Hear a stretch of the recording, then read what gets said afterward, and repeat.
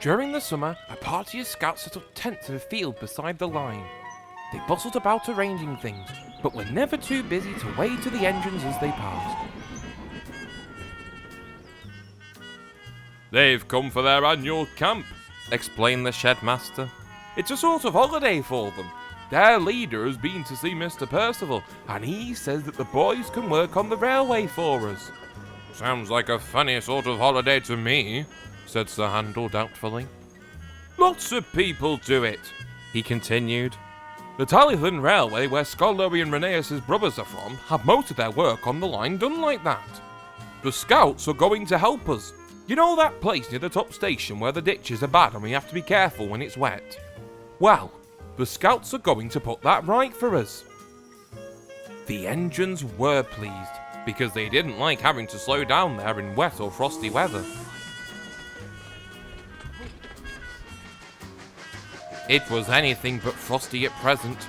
Each day the sun shone and it became hotter and hotter. Too hot even for holidaymakers to lie on the beach. And even the scouts were starting to get hot too.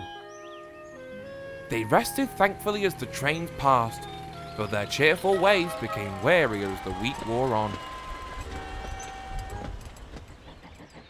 On the final day of their camp, Sir Handel toiled uphill with the last train.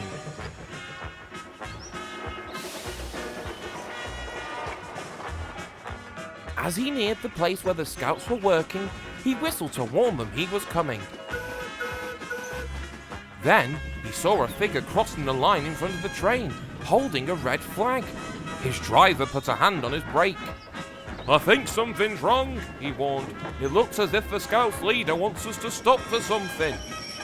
Sir Handel drew gently to a halt. Is something wrong? The driver asked anxiously.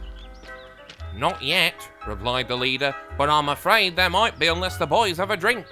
Can you drop off some lemonade or something when you next pass, please?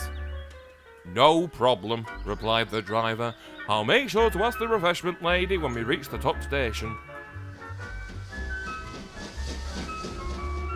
When they arrived, the driver went into the tea room.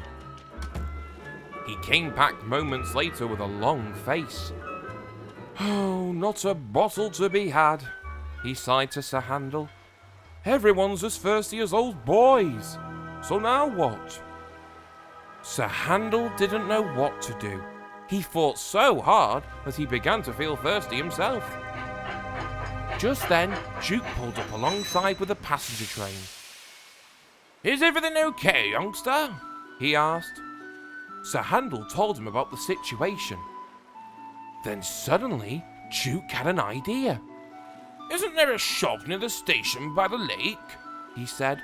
Perhaps the lady there could... Of course, interrupted Sir Handel's fireman excitedly. We'll leave the coaches here while Sir Handel takes some drinks to the scouts. We can just get back here just before the train is due to leave. But we must hurry. Sir Handel set off.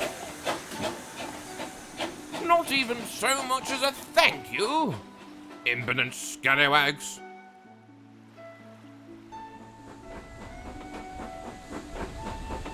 The shop lady met them at the station. I haven't much myself, she said, but the lads are welcome to what there is. A little later, the scouts heard a whistle, and Sir Handel puffed into sight. He stopped beside them, and his driver handed down the drinks. The scouts cheered the crew. It wasn't our idea, they said. It was Sir Handel's. So they cheered again, and thanked Sir Handel instead. It's nothing, he said modestly. You're helping us. It's only fair we should help you too.